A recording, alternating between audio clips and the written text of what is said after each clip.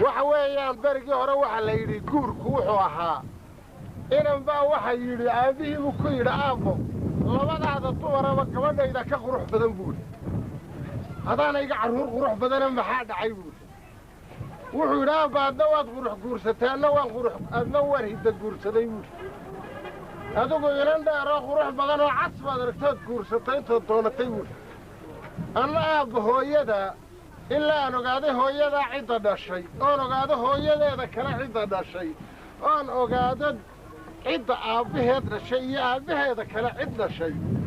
intaa aan ogaaday aabba maan doonin buudhi kolka adna waad qurux dhalaysaa buudhi anna waan hidda dhalayo dee isuma iman karaan buudhi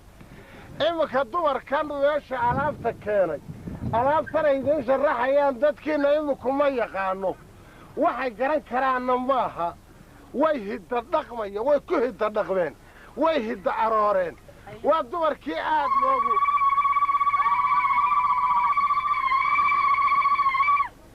dumarkii aad loogu tabcay ee aad loogu dhibtoon jiray waayo waxay ahayd dhaqankeenna iyo hiddeenna hadday haweeneydaas ninkaa ka xumaato ama dhaafto ayay waxay ogaa inaanu soo helahayn bu ogaa nin baa naa guursaday kollay inama uu dhalay inamadiisa ay dhaleen baa magaalada jooga xalay baa loo soo hooyay aqalkan oo kalea dibadda looga dhisay subixii buu soo saaro wuxuu idhi waan furayaa gabadha waxa la idhi war miyaad waalantahay xalaabad keentee sideed u furaysaa dee reerkoodii baynu isqabsanaynaa noo silciyo waxa aad ku furaysa noo sheeg baa la yidhi adeerayaal wuxuu yidhi waa ogtiin dumarku dhibta aynu u marro gabadhaa shan haloon ku arkay ay tahay baanan u qabayn buu yidhi waa maxay baa la yidhi wuxuu idhi waa gabadh xoolo moog waanay ayaan daran tahay waanay dhaqasho xun tahay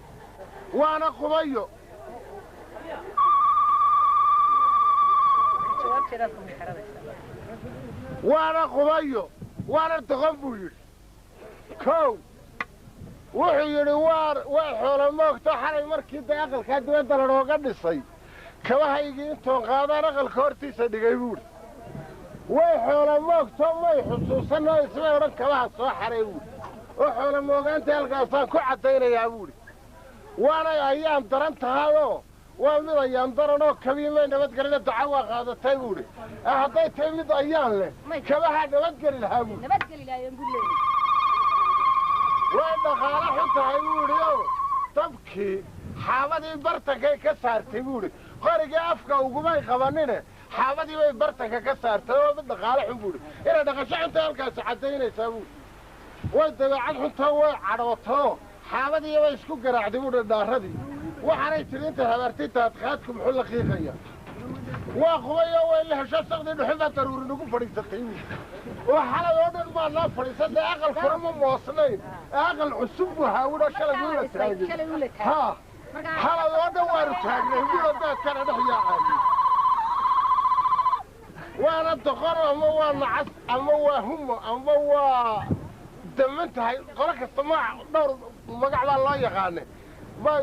waa doqon ama waa humo ama waa nacasoo waxaan ugu yidhi habeenka u horraysa lama kaadi taga habeenka u horraysa idhi buuhi ilaa cadceeddu har gaadhaysay way fadhiday buuhi dee tooti laydhi buuhi nin kaliya nugul maa kaadii dishaaye doqonnimadana taasaa caddaynaysa haddaba intaa maxaa ninka caddibaayey waxa caddibaayey haweenka taasi hadday ka xumaatay ta kale siduu ku soo qabtaa adkayd dumarku ma ahayn dumarkan imbika dumarkii hore waxaa la yidhi saddex baa lagu qabay saddex bay ku beddeleen saddex baa lagu qabaa la yidhi ii dhiiban kuu dhaqee iga dhalan dhunkadee idhaan ku dhagaystee dumarkii hore saddexaasaannu ayaannu annagu ku hayn jirray oo yidhaaheen odayaashii waxay yidhaaheen saddex baad ka daba yimid oo qoladiinna dambe keenteen bay yidhaaheen iga dhalan kuu dhigee oo ilmi kolkiiba la tuuro ii dhiiban kaa dhaqdee idhaan dhaqaaqe erayga dambeba isla sugi maysaan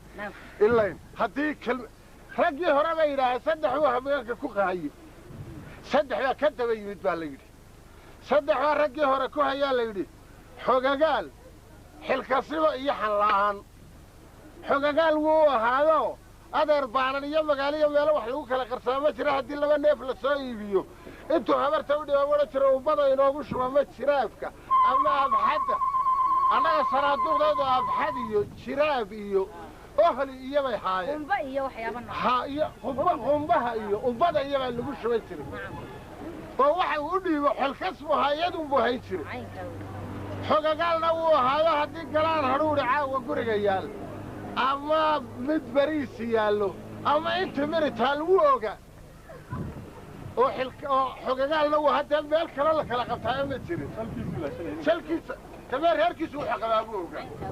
xallaana wuu ku qabo haween ayaanu qabin nin lagu xantaa adduunka ma jiri jirin baa la yidhi adeer saddex baa ka dabayid banan saddexdaana saddexa dambe waxaa la yidhaha baa la yidhi xero ma lihiyo xilmo saarra iyo xaalmo qabtaa la yidhaha ba yidhaha xilmo saarra waa mid magaalooyinka iyo yimaado ayuu maalintii waxoogay helaya carruurtiisoo iska xaalxaal mastuuru ka soo kallahay wuxuu siisanayaa biidhigana ku waalateen iyo qaab carruurtiina wuxuu yidhi habeenkii fayruskoo ka madow oonay dhadhawin xilmo saarraa la yidhaha baa la yidhi xaalmo qabtaa yimid waa mid bishii walba naag isagoo furayaad qaadiga ku aragta baa la yidhi dee haddii xaal qabanaya naagtanu cisho walba markuu mid furo annaga dhaqankeegii ceeb bay ku ahayd iyo dhaqanka soomaalida maxay sameeyeen naaguma sariirtay kaga kaajeen iyo guriga wiiggii walba ma dadnima inuu naag fura waa dhaqan bi'is weeye waa dhaqan dumin ka ugu ladan waxa la yidhaha xero ma lehoo waxa la yidhaha ama dawlad ha u shaqeeya ama dawlada ka shaqaysta in qarash u haystaa laakiin dhowr guri baa isla baa la yidhi mid walba aduunbu kugu gooni yahay oo cidi kuguma uheliso ka ugu ladani waa kaasi baa la yidhi haddaba dhaqankii sidaasuu isaga daba imanaya annaga dhaqankayagu ekeeya waxaa la yidhi wuxuu yidhi aabbo inantaad maanta guursad aad soo aragtay bal ka warran inan qurux badan oo deggan oo aad u asluub la soo arka buuli aabbo inanta degganaanta hadalkeeda dawliilka quruxdeeda iyo dabacsanaanta kaaga muuqatay duntoodaad raacdaa ka fiican buu yidhi ood hiddaha iyo dhaqankeednii hore raacdo ood ogaato aabbaheed cidda dhashay iyo hooyadeed cidda dhashay aabba buu yidhi inanta waa markii la odhan jiray aabba inantaad guursanaysaa jiif wiyilaad ha lahaato jid addoonna ha lahaato shaah muuminna ha lahaato buuli waa markii la odhan jiray waxaa la doonayaa gabadhaan inankeeda darka laga riixin aabba gabadhii waa keenay buuhi caawa oo waa anigan inantii keenay haddaba aabba gabadha aad caawa keentay caawa waa muu buu yidhi oo waa marti oo waa magan oo adigay magan kuu tahay oo reer kalayta la keenay ay magan u tahay waa muu oo hadli mayso waa marti oo waxaan afka u gelin caawa cuni mayso buuhi waaba saw reerka looma soo guursa buuhi maxay u cuni weyda aabba waa toddobaday cir yartay cod yartay camalsan tahay buuhi way xishoonaysaa hadli mayso oo waxay ahayd dee waxa la odhan jiray waa hadal badanta waxyaabo badan oo maanta qoladiina dambe ku faantaan ayaa xagga yaga ceeb ku ahaa ceeb waxay ku ahaayeen waxaa la odhan jiray tani waxbay cuntaa oo way cir way tahay laakiin maanta waa gabadha wateed haysa baad tiraaheen adugu oo waxaa ku darteenba ammaan baa ka dhigteen ma maqasheen annaga waxyaabo badan oo ceeba baa jiray waxaa la yidhaahto 4 hablood baa soo heermay kolkaas waxaa jiray 10 nooc baa dumarka loo guursan jiray horta inanku ruuxa dumaree ku soo gashaa 10 nooc un bay ahayd laba waxaa la yidhaahaa sahan dumar oo sahankaa dumar maxay ku ahaayeen qola way heermi jirtoo hablaha iyagoo ay ku kallifayso yarad badan baa lagu xidhi jiray waa la xanibi jiray marka aynu ka soo qaadno heerinkaa markaynu ka soo qaadno waxaa la yidhi inan heerin hayb ma eegta baa la yidhi inan hadday heerin tahay iyadoo hayb ma eegta baa la yidhi oo kay heshaa waa nasiibkeed ama mid faruuran ha hesho ama mid dhagala ha hesho ama mid indhala ha hesho ama oday gabooba ha hesho heerin hayb ma eegta baa la yidhi mar hadday gayaanka isguursan jireen unu yahay iyadu kaasay ku dul dhacaysa kolka afar hablood baa reer yimid reerkii baa sooriyeeyey aqal baa loo dhisay aqalkan oo kale waa la dhegaystay midi waxay tidhi intay isdhaa eegtay alla kulula kaba naalle aan kaba fadhina intuu inoo qaboobayo ayay ka wada midna waxay tidhi na kadhan mayna kala go haa waayo shalay soo baxeen xalayna cid bay arag aad bay u gaajoonayaan caa way joogaan waxay tidhi naay hore inoogu kala gooy ha iska kululaade kadhan mayna kala go midna waxay tidhi alla kulula kaba naalle midna waxay tidhi naha gafoofe korka saar midna waxay tidhi naha qaboobe qabowey ku rid waa la wada dhegaysanayaa tii tidhi kulula kaba naalle iyo tii tidhi ha gafoofe korka saar halkii baa lagu guursaday qoladiina dambe oo annaga labada kale laba hunguri weyn bay noogu qoraayeen laakiin qoladiina dambe tan tidhi kadhan mayna kala gooyiyo iyo ta tidhi qabaweyn ku rid baa ka jeclaan lahaydeen baan u malaynayaao abateed baan haysaa ayay gabadhu ha leedahay iyo baan idinka maqlaa imaka waxyaabo laakiin annaga gabadh hunguri weyn bay hay oo heerinku noocaasu mid kalea jirtayoo iyaduna nooca sahan dumar la idhaahdo guurka ka mid ahoo iyadu dadka kama dhaxayso nin bay soo sahansanaysaa ama xaasa lahaada ama yuu lahaan insha allahu saddex ha lahaado way u soo gashaysaa uun mar hadday soo gasho gabadhaas dhaqankeenna iyo hiddaheenni ceeb buu ha in la saaro haddii gabadhaa guriga laga saaro kontonkeedii waa in la raaciya reerka intaan reerkay ka dhalatayba ogaan ayaa reerkay u soo gashay qabeen inay rogmanayaan inan ilmada waa gurigii laga saaray haddii la yidhaah kolkaasi taasina waxay ahayd inanta leena way soo gashay oo nin bay soo sahantay tayadu oo labadaa sahan dumar baa laydhaa labana geeri baa keenta oo waa dumaasha iyo xigsiisanka dhaqankeenna halkay kaga fadhiyeen haddaba dhaqankeenna qayb uu axdhan bay ilaalinayeen dumaasha waxaa la lahaa carruurtiinnan iyay wareegin gabadha hadday reere kala guursato dhaqan murmur baa dhacaya carruurtiinna cid kaley noqonaysaa reerkii oo dhammi waa wareegaya hadday gabadh dhalba ku hadhaydha tahay oo weli ay de gabadh tahay xooga rasmi waa in la meheriyaa oo ninka cidu xigaa dumaala si deg dega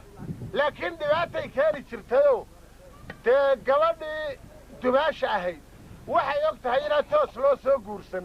ninkan intani ku keentay wuu ku balfayaa bay odhan jirtay iyaduna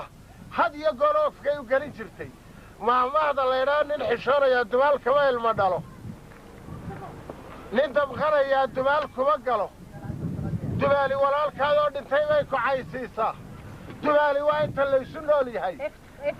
dumaali waa inta laysu nool yaha layidhi dumaali waa ifka matalan nin damqanayaa dumaal kuma galo baa layidhi ninka ku maahmaahay nin damqanayaa dumaal kuma galo xoolihii buu soo arooriyey harraadka iyabaa inoogu badnaa waxaa markaasuu idhi carruurta agoonta adhigooda ha loo hor waraabiyo waxay tidhi dee ma biyuu cabbe isagoo qarqarayaa la geliyey kuwa kale iyagoo diirsadaa la siiyaa amba waa la dul joojiyurho iyo inoo soo kaxeeya ilaahay baa jiree bay tidhi maalintii dambe wuxu uhi war xilliga u kulushay adhiga agoonta ha cabbi waxay tidhi hawada kawkamaa la leeya inaan wax ka hadhin baa la damcaye hilib carraala laga doonaya waxay keeninte ma inaan wax ka hadhin baa la damcay hoyaan xeradayni ku qalqalana guriga inoo soo degdeg inoogu dhaqaasiyo wuxuu yidhi waar casarka gaaban waraabiya oo ka dambaysiiya xoolahoo dhan oo adhiga biyaa lagu fadhiisiiyaa soo inaan waxba ka hadhin lama damcin waa inuu cidhib tirmaaba oo sanadka dabaqda warsataan ama laydin qaraabaanaa hooya lagu talagalay ilaahayse waa jiraa inoo soo kaxeeya bay tiri kolka waa sidaa idhaahdaba eedama maqasheen dumaal bay hayd baa layidhio nin damqanayaa dumaal kuma galana waa layidhi haddana waa laga qarmi waayey inay sidaasi la sameeyo dhaqankeenna xigsiisantaa timid mar haddii ninkaasi reerkii uu ka guursaday inantii dhimato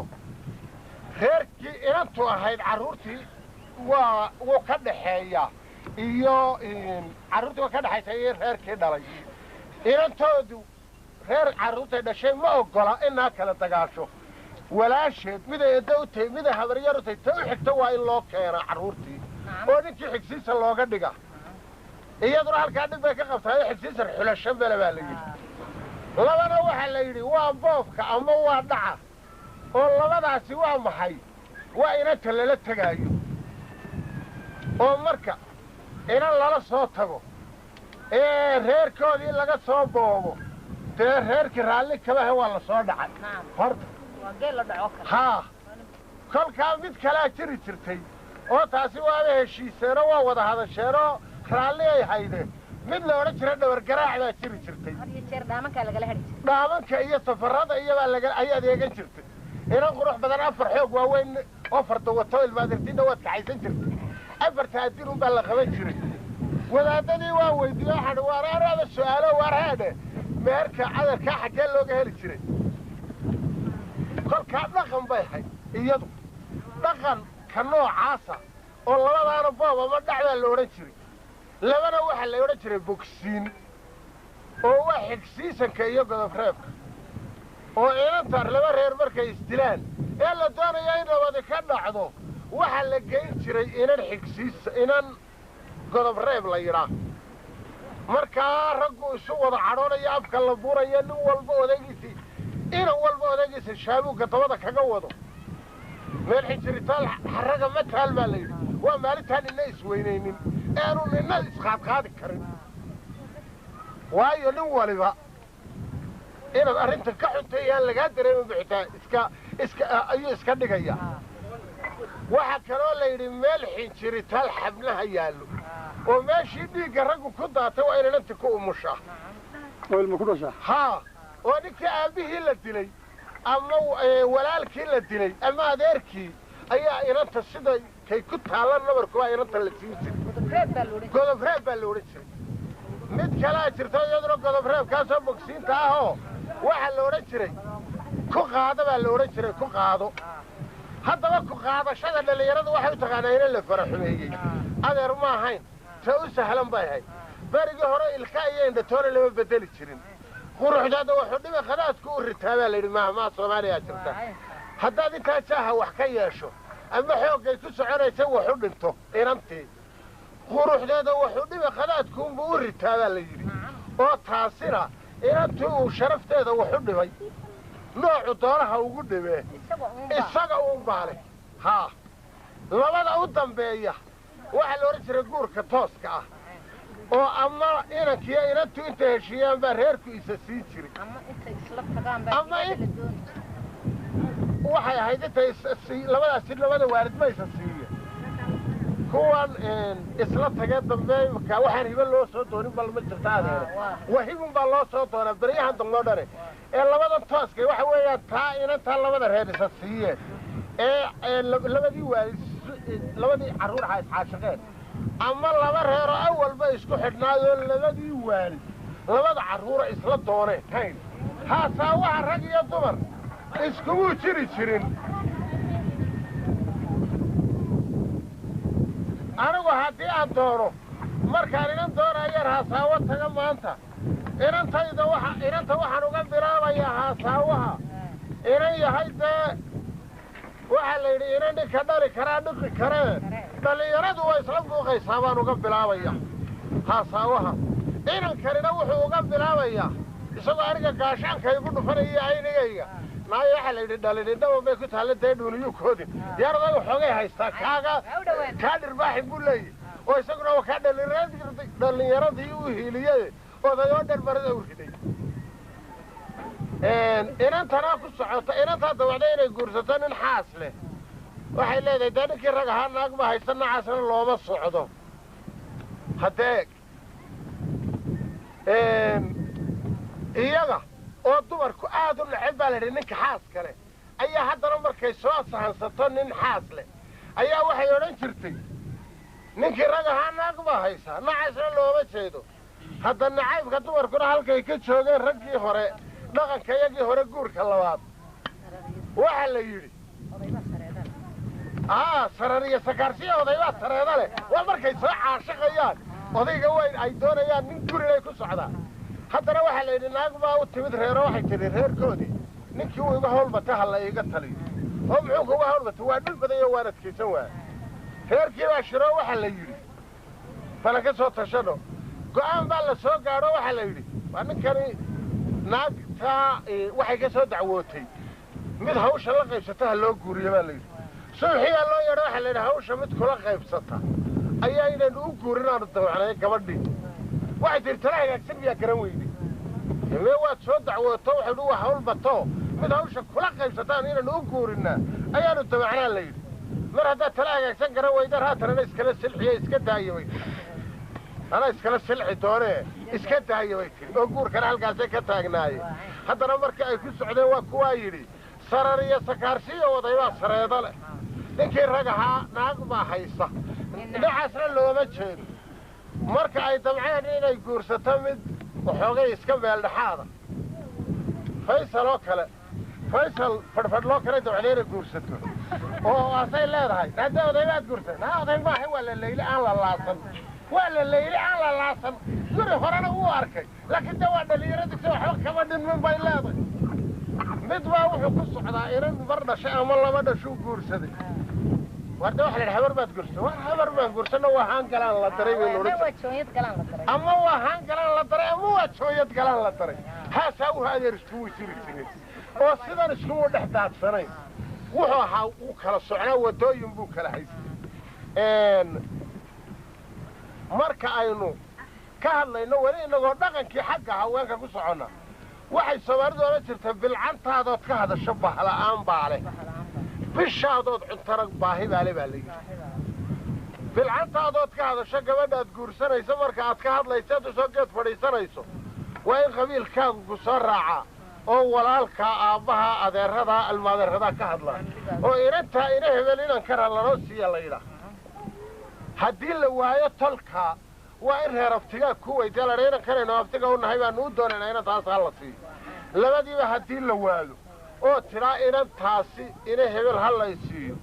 waxaa la ogaanayaaba la ogaan jiraa layidhi garan jiray ninkaasi inaanu cid iyo ciirsi toonan ahayn oo bahla'aan baale baa layidhi bilcaantaadood ka hadasho bahla'aan baale mar haddaad tidhaa inantaaba ha lay siiyo tol iyo taagna cidla ka taagantaa la ogaan jira geed cidla ka baxay tahay ha bishaadood cuntana baahi baale baa la yidhi bisha malaha idinku waxa u taqaanay bisha yar iyo xidigta soo baxdae bisha waxaa la odhan jiray annagu dayax baanu idhahnaa adeerta soo baxa oo dayaxi galabtaba bishaanu odhan jiray bisha waxaa la odhan jiray inanka iyo inanta marka la isu meheriya hawsha la dhammaynaayo ayaa neefka inantuna afarta addin bay qaban jirtay inankuna bilaawuhu marin jiray waa bishii hebel iyo heblaayaa la odhan jiray bisha horta neefkaasaa la odhan jiray innagu dhawaan ubaa nala soo gashan adeer bilahane iyo sannadaa annagu bilo gooniya iyo sannadaanu lahayn kolkaa neefka ay gowraceen labadaa ruux bakti kamuu hayn oo diinteennu kama xaaraantinimayn laakiin haddii ay dhadhamiyaan waxa la odhan jiray alla bishoodii way cunaan adduunka ceeb bay uga bixi jiray laakiin dee reerkii haddaan wax kaloo la liqaajoogin qasab weeyaan inay reerkii wax ka cunaan neefkii labadii sow maaha iminka ayaga aroskooda muusoo ka ciyaareen adeer waa rune annaga kalkii hore waxay ahayd inaanay dhadhaminin laakiin mar haddii la yidhaa reerkii hebel iyo heblaayo ka warraba wallaahi bishoodii bay cuneen neefkii lagu meherka ay wax ka cuneen haddii la yidhaa waa in gacan u loo fidiyaan cidi gacan u doonan reer yaradu doontaa jirin wax loo geeyo mooye mid toloo wuxuu doontaa jirin wax la tara mooye mar haddii la yidhaa bishoodii bay cuneen reerkaa wax ka xaaraan yacni waa baktiga u xaaraana bay ka dhignay reer rogmadayguha kolkaa bishayada annagu taasay ahayd sanadkeega adeer rawrish baa la odhan jiray bishan gaaladu tidhaaha julaay 23 galaa sanadka soomaaliga ah ee hiddaha iyo dhaqankeennu nawriish baa la yidhaa dabtuur waa la yidhaahaa hadwa iminka bishii hore ee gaalada ee ina dhaaftay bilgaalaadii ina dhaaftay ee julay bay adeer odhan jirteen 23 arbacadii gashay buu ahaa sanadkani waa nawriish arbacaad sanadka yagu waa 365 habeen weeye sanadka soomaaliga ah idinkuwa maxaligaa ku gargaraaci jirteen ku xisaabiya bisha habeenkaa u galay arbacuu galay saw kumaan odhanin arbacadaasi 53 arbacaa gelaya sanadkan 6 habeena kalena min 52 bay gelayaan hadbay isu geleen 6 meeloodoo min 52 وصدح بقولي يلا ما يتمر هبين لحمة لودهم من لما كنتر أربعتنا وصدح كنتر صدح كنتر يا صدح بقولي يلا ما يتر وصدح بقولي يا شري اللي إحنا كاهبين أنت عند شيء أنت هسوها ودايق بقولي اللي حيات صدق شري وإمك كنول وموسى إسماعيلة قبيل خلايرا ورجع تاريخها هذا نقص قرايا أيام ويدي وحول عبها يوم بقولي يلا لا تنقاري معي ورمي وأنا جيب نورش كده تاسوها نكاسوا أنا كسرها يقطي أشوفين بساطي لحية سديتك كده مرة صار له وحنا هاي كنت يكو أسوري كلمة أنا مقع على هاي ما سرايدين كشيو خاصة هذا كلمته أنا مقع على هاي نوام حي كل كاسوري أنغو waxaan oran jiray galma waa 7 ka dhigaa isaga yaqaan adar maxay ahaayeen baalid waxaan oran jiray wuu xilli arag iyo xaraga xilli arag iyo xaqarag iyo xaaja arag iyo xurmo arag iyo xiis arag iyo xiraad arag iyo xal arag baa la oran jiray wuxuu labada reer kolkay isguursadaan xilli ma laho xilli baan oran jiray habeenka xaajadu ka maydhatana xaq baan oran jiray هذاك أفرتم بحداي ومشنا حاجة نورن جريول دمر كوي دقيقة دورن جرين بول مركا أي دقيقة دونتان خير كودا يحولك كيري جرين هلا عمرك كتر حرمة هذا كان نورن جريول هذا كان دوغ مال كتب هذا الله رورته وكيد عروقه بطرهنا هذا كان حيصة نورن جريول هذا كان قاعد كان عدد الدشنا حال با نورن جريول وده هدي مركا الدشو أظهر كدم بيسيسو هذا الكيل اللي ما بغلي تشربه توقد دم بيسا وتوقد له تحرات بالورن تشربه مركز دل يديق باللعبته تعذر فيش هذا أنا تواري واحترستها بول هذي يدوا هذي كلا درجة مرخ يلين ما يجوا أنا ذا الشيخ هذا يدساس هذا روحي بسرعة دخل كيابو يسكمو يشري ما ولنت هسأل بحين إنك يسوي حدوني اللي بدأ قبيل بايس هي عن كلا قبل نورن شري عويس كجبديسي